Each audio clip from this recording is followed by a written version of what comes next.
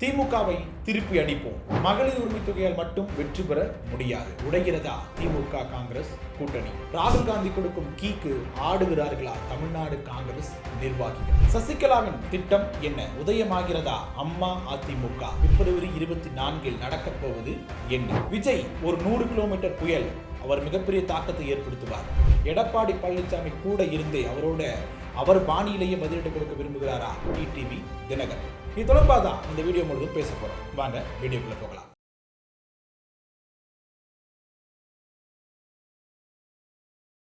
வணக்கம் மக்களே, நான் உங்கள் மது கோபாசையிலிருந்து தொடர்ந்து பேசுவோம். முதல்ல இந்த திமுக காங்கிரஸ் கூட்டணிக்குள் இருக்கக்கூடிய இந்த உரசல் அப்படிங்கிறது தான். இது நம்ம தொடர்ந்து பேசிக்கிட்டே இருக்கோம்.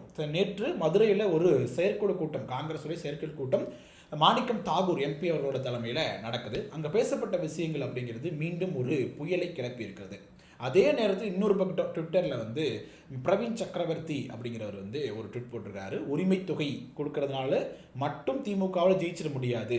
இது போன்ற கடைசி நேரத்தில் திட்டங்களை அறிவித்த மாநிலங்களில் 9 மாநிலங்களில் 4 மட்டும்தான் வெற்றி கிடைச்சிருக்கு, 5 தோல்வி கிடைச்சிருக்கு.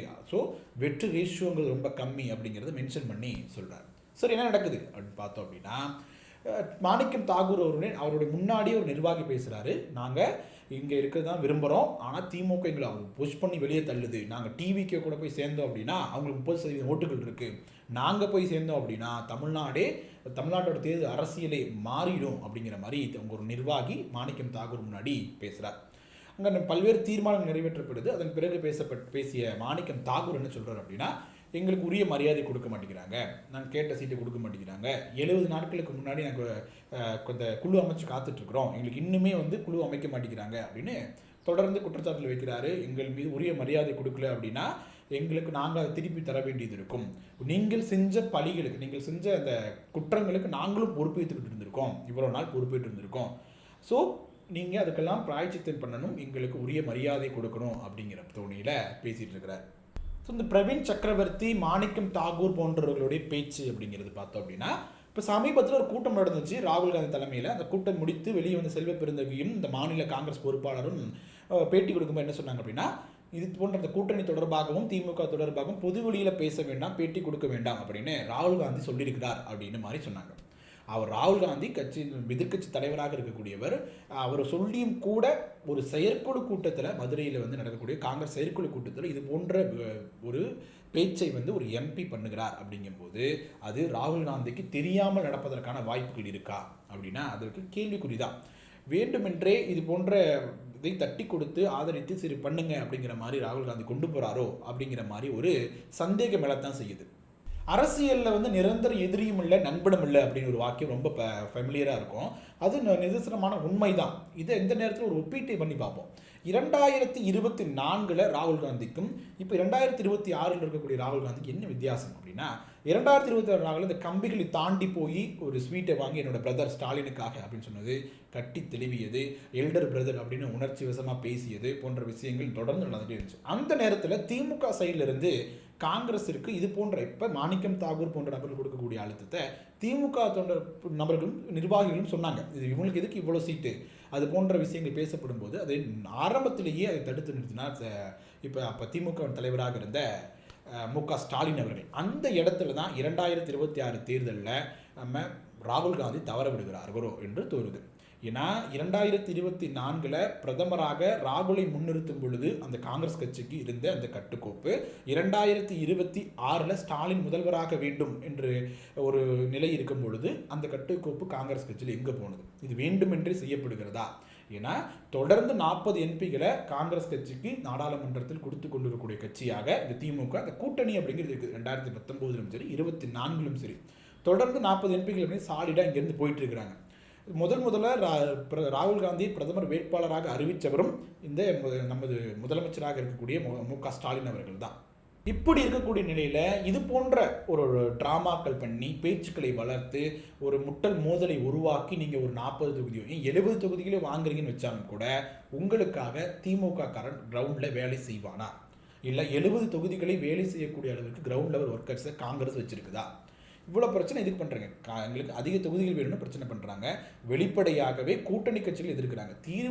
தேர்தலுக்கு இன்னும் வெறும் 60 நாட்கள் இருக்கக்கூடிய இந்த நேரத்தில் எதிர்க்கட்சிகளை பாஜகவின் முழுமையாக எதிர்க்கக்கூடிய திறன் எங்களுக்கு தான் இருக்குன்னு சொல்லக்கூடிய காங்கிரஸ் கட்சி அவர்களை விட்டு கூட்டணிக்குள்ள குழப்பத்தை ஏற்படுத்துவது, மக்கள்கிட்ட இந்த கூட்டணியின் மீது ஒரு அவநம்பிக்கை ஏற்படுத்துவது போன்ற விஷயங்கள் தொடர்ந்து பண்ணுவது என்பது எந்த வகையில் சரியானதாக இருக்கும்? இந்த பிரவீன் சக்கரவர்த்தி என்பவர் சொல்றாரு 9ல் 5ல் தான் வெற்றி கிடைக்கும். இது போன்ற திட்டங்கள்னால 5 மாநிலங்களில் வெற்றி கிடைச்சிருக்குது, 4ல் தோத்து தான் போயிருக்காங்க அப்படின்னு சொல்றாரு.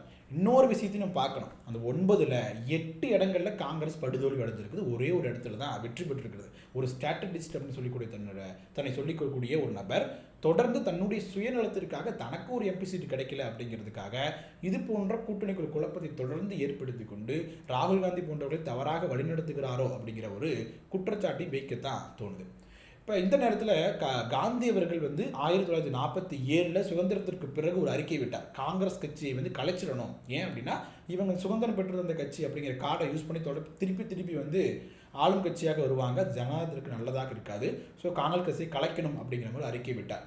அதை தவறு அப்படின்னு நிரூபிக்கக்கூடியவர்கள் ஜவஹர்லால் நேரு போன்றவர்கள் இந்தியாவை கட்டமைக்கக்கூடிய முயற்சியை ஈடுபட்டாங்க. ஆனால் இப்போ நடக்கக்கூடிய நிகழ்வு, கடந்த 15 ஆண்டுகளாக நடக்கக்கூடிய நிகழ்வை வைத்து பார்க்கும் பொழுது ஒருவேளை காந்தி அவர்கள் சொன்னது சரிதானோ அப்படிங்கிற ஒரு நிலைமைக்கு காங்கிரஸ் தொண்டர்களையே ராகுல் காந்தி கொண்டு போய் வழிபொழி கைப்பிடித்து கூட்டிக் கொண்டு போகிறாரோ அப்படிங்கிற சந்தேகத்தையும் அரசியல் ஆய்வாளர்கள் எழுப்புறாங்க. காலை வாருவதும் முதுகில் குத்துவதும் அப்படிங்கிறது அரசியல் நடக்கிறது என்றாலும் கூட மக்கள் அதை விரும்புவார்களா? நீங்கள் ஒருவேளை டிவிக்கு கூட போவது என்றால் நேரடியாக செல்லலாம். இன்னொரு பக்கத்து திமுக கூட்டணிக்குள் ஒரு பிரச்சனை கொண்டு வந்து அதை பூதாகரமாக வெடித்து நீங்கள் பெறக்கூடிய தொகுதிகள் அது ஓட்டுகளாக மாறுமா, இந்த ஓட் டிரான்ஸ்ஃபர் நடக்குமா அப்படிங்கிறதையும் சிந்தித்து செயல்பட வேண்டிய பொறுப்பு ஒரு தேசிய கட்சியான காங்கிரஸிற்கு, பாஜகவை நாங்கள் தான் வலிமையாக எதிர்க்கப் போகிறோம் என்று சொல்லக்கூடிய காங்கிரஸிற்கு எதிர்ப்பது அவசியம். அடுத்ததாக அம்மா அதிமுக. சசிகலா அவர்கள் ஜெயலலிதா அவர்களுடைய நெருங்கிய தோழியாக இருந்தவங்க. பல ஆண்டுகளாக அவரோட உடனே பயணித்தவங்க. 2017ஆம் ஆண்டு அவர்கள் மறைவிற்கு பிறகு அதிமுக பொதுச்செயலராக நியமனம் செய்யப்படுகிறார். அதன் பிறகு அவர் சில வழக்கின் காரணமாக ஊழல் குற்றச்சாட்டு சுமத்தப்பட்டு சிறையில் அடைக்கப்படுகிறார். அவருடைய பதவி பறிக்கப்படுகிறது. அதன் பிறகு எடப்பாடி பழனிசாமி அவரை கட்சியில் விட்டு வெளியேற்றுகிறார். இப்போ பல நாட்களாக அமைதியாக இருக்கிறாங்க. பல்வேறு நிகழ்ச்சிகள், சிறு நிகழ்ச்சிகளை கலந்துக்கிட்டாலும் கூட ஒரு ஃபோர்ஸான ஒரு பாலிடிக்ஸ் பண்ணாமலே இருந்தாங்க. இந்த நேரத்தில் எடப்பாடி பழனிசாமி தெள்ள தெளிவாக சொல்லிவிட்டார், ஓபிஎஸும் டிடிவி தினகரன் சசிகலா 3 பேரையும் அதிமுகவுக்குள் சேர்த்துக்கொள்ள மாட்டேன் அப்படிங்கிறத மிக தெளிவாகவே சொல்லிட்டார். ஸோ நம்ம வேறு வழி கிடையாது அப்படிங்கிறத முடிவெடுத்துட்டாங்களா என்னன்னு தெரியல. பிப்ரவரி 24 அதாவது ஜெயலலிதா அவர்களுடைய பிறந்தநாள் பொதுக்கூட்ட விழா அங்கே பசும்பொன்னு நடைபெற இருக்குது.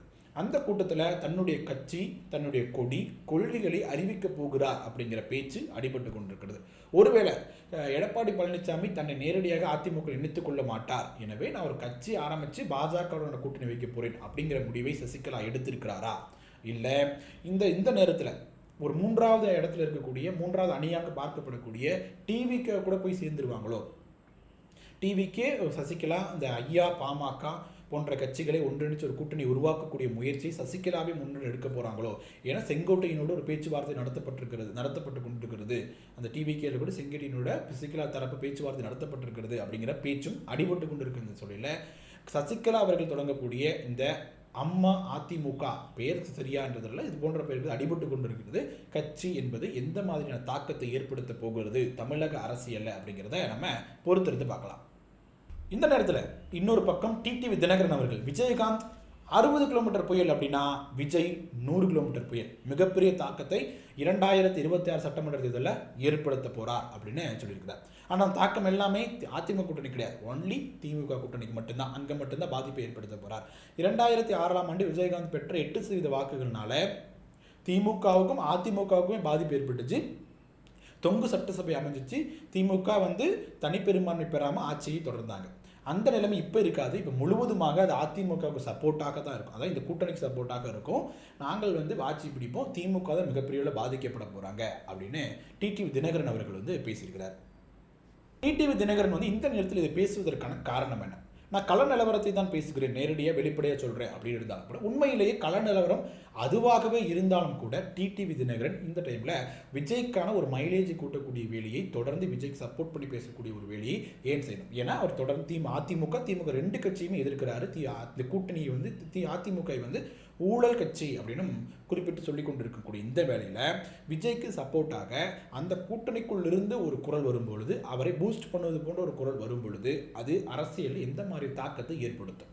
எப்படி எடப்பாடி பழனிசாமி அவர்கள் தன்னை பொதுச்செயலாளராக நியமித்த, முதல்வராக நியமித்த அந்த சசிகலா இந்த குடும்பத்தினரையே கட்சியை விட்டு நீக்கினாரோ, அதே போல டிடிவி தினகரன் கூட இருந்தே என்னுடைய வேலை காட்டுறேன் பாரு அப்படின்னு போன்ற விஷயங்களை பண்ணுறாரு.